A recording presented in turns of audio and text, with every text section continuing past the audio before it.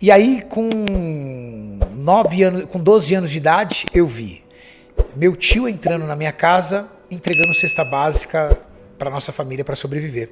Porque quando meu pai perdeu o emprego, ele perdeu no plano Sarney, que indexou todas as aposentadorias em um salário mínimo.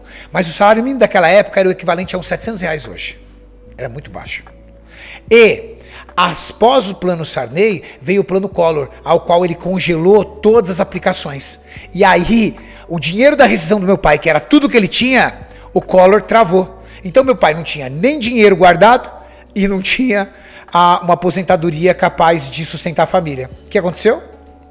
Ele virou uma pessoa inválida na cama, minha mãe foi trabalhar em faxina e os meus tios, meus parentes, entregando cesta básica pra gente ajudar, para nos ajudar.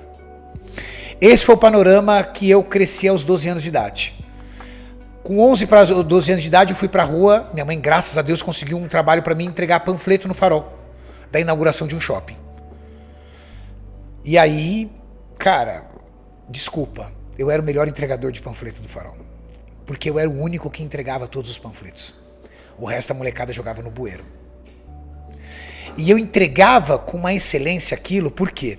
Porque eu não podia perder aquele trabalho. Porque se eu perdesse aquele trabalho, eu sabia que eu ia ver minha mãe de joelho, no rádio, na oração do meio-dia do Paulo Barbosa, chorando para as coisas melhorarem. E eu não queria ver minha mãe chorando. E dentro da mentalidade infantil que eu tinha, eu acreditava que aquele dinheiro seria capaz de ajudar a minha mãe ao ponto de ela não poder chorar mais.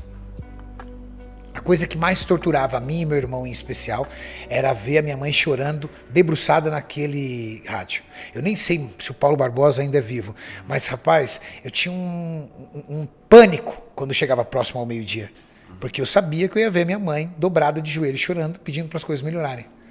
Eu era o melhor entregador de panfleto. Rapidamente eu deixei de ser entregador de panfleto e consegui, aos 12 para 13 anos de idade, um emprego de office boy num escritório de contabilidade, arranjado, porque você não pode trabalhar nessa idade. A gente está falando da década de 90. 14 anos de idade eu tirei carteira de trabalho. Só que aos 14 anos de idade eu também consegui passar num curso técnico. Eu saí do primeiro grau e fui aprovado num curso técnico. Fui o melhor aluno no primeiro grau. Minha mãe deve ter ainda o troféuzinho dela. Minha mãe falecida esse ano, mas minha mãe deve ter guardado ainda na casa dela o troféuzinho que eu tinha de melhor aluno do primeiro grau. Isso me rendeu passar num curso técnico em Química. Com 14 anos eu entrei no curso técnico em Química. Com os mesmos 14 anos de idade, eu fui pra rua. Eu varri o centro da cidade, nas agências de emprego, tentando uma vaga para estagiar em Química, em técnica em Química, mas eu tinha acabado de começar o curso. Não dava para fazer estágio ainda. Mas eu consegui uma vaga de auxiliar de laboratório. Lavar vidraria no laboratório. Lavando vidraria no laboratório, eu rendo aí meus créditos a um rapaz chamado Pedrinho, o chefe do laboratório. Esse cara foi um salvador da minha vida. Porque ele chegou e falou assim: garoto, você tem muita vontade. Eu vou ensinar você muitas coisas da área química. E o cara que lavava vidro começou a fazer análise dentro de bancada de laboratório. Ele me ensinou muita coisa, muita.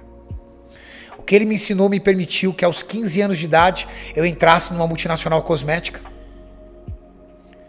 E ali eu fui desenvolvendo meu trabalho até os meus 18 para 19 anos de idade, quando nessa multinacional o meu diretor conseguiu emprego numa outra multinacional, que era um laboratório de controle de qualidade, e me levou junto. E aí eu fui para esse laboratório,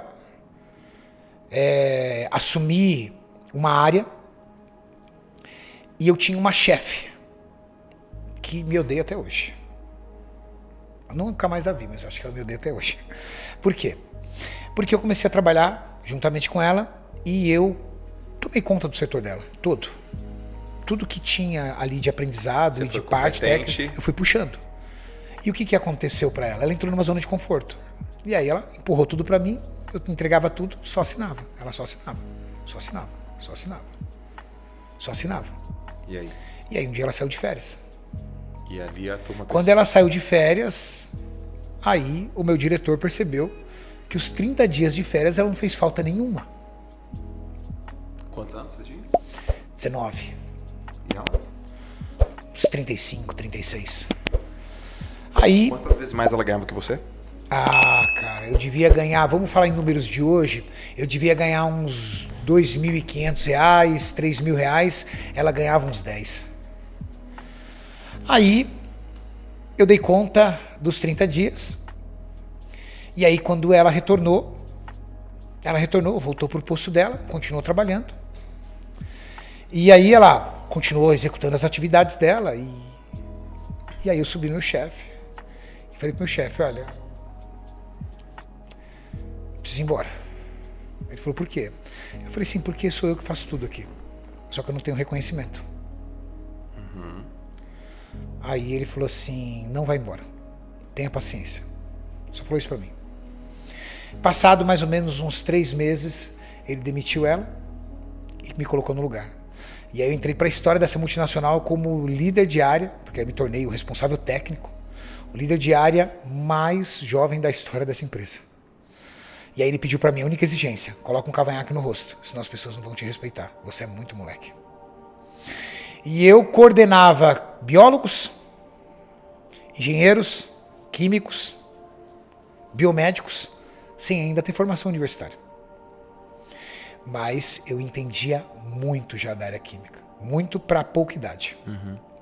Continuei desenvolvendo, continuei fazendo meu trabalho, continuei estudando e assumi várias áreas de lá. Os anos foram se passando e eu fui desenvolvendo dentro da empresa e assumi o cargo de químico responsável da empresa inteira. Fiquei abaixo somente do meu diretor. Meu diretor era militar, ex-militar, severo, Joel, bravo, muito severo. Um dia surgiu um belo de um curso para ser feito no Rio de Janeiro. Eu sempre falo isso nos podcasts, porque é um divisor de águas na minha vida. Ali a minha vida mudou, Joel. Graças a esse curso. Surgiu um curso e eu era o primeiro a chegar e o último a sair da empresa. E era o cara que dominava todos os processos. O que todo mundo na empresa concluiu? Quem ia fazer o curso? Eu. Até eu acreditava que eu ia fazer. Eis que o meu diretor selecionou uma das minhas assistentes. Cara, aquilo apertou meu coração de um jeito que eu não aguentei e fui encarar o homem. O homem era bravo, mas eu fui encarar o homem. Um homem de poucas palavras, extremamente sério, mas acima de tudo muito grosso, duro. Com licença, queria falar um minutinho com o senhor. Ele abaixado, levantou, óculos aqui. Pois não. Prevendo provavelmente a minha pergunta. Sim. Eu gostaria de saber por que eu não fui selecionado para o curso, porque eu preciso entender aonde eu preciso melhorar. Ele olhou para mim e falou assim, não cabe a você decidir isso, cabe a mim. E abaixou e continuou. Eu abaixei a cabeça, fui me afastando, aí ele, na atitude dele, acreditando que estava me fazendo bem, ele quis me fazer o bem. Eu entendo isso hoje. Ele falou assim, pera aí, garoto. Ó, eu não te chamei pro curso porque você é essencial nessa empresa. Eu não posso ficar sem você aqui durante uma semana. Ele achou que ele estava me fazendo bem, me dando esse feedback. Eu respondi pra ele, então o senhor tá me punindo por ser competente?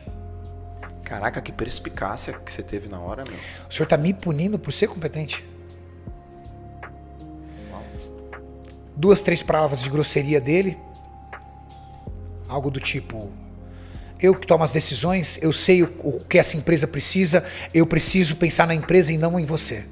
Eu desci, Joel, e eu chorei feito uma criança dentro do banheiro. Sabe por quê? Porque eu tinha um filho de 9 meses de idade. Eu tinha 22 anos de idade para 23 anos. Eu era um moleque, todo ferrado financeiramente, devendo tudo, parcelado tudo, devendo faculdade, sem carro para andar. E eu olhei e falei assim, eu tô ferrado aqui. Porque eu nunca vou ser ninguém aqui. Eu subi na sala, cheguei nele e falei assim, olha, O senhor procura outra pessoa pro meu lugar que eu tô indo embora. Você tem certeza, garoto, do que você tá fazendo? O senhor pode procurar outra pessoa que eu tô indo embora. Catei e fui embora. Cara, quando eu cheguei em casa, falei pra minha companheira na época, mãe do meu filho Guilherme, que eu fiz. Cara, ela gritava e chorava comigo. Eu não acredito que você fez isso com a gente. E eu tentando desesperadamente explicar pra ela, falou assim, olha, eu não consigo trabalhar mais lá nem um dia. Ela falou assim, eu não acredito. Foi uma das piores noites que eu passei na minha vida até hoje. E eu sei porque foi uma das piores, porque eu me lembro como se fosse hoje.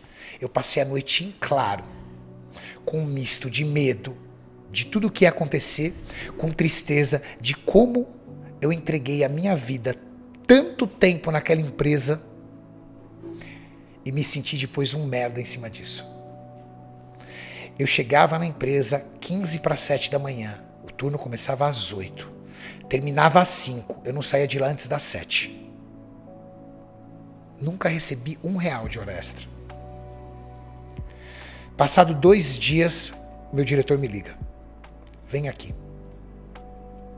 Tava um pandemônio o laboratório, porque eu tinha dominado todos os processos.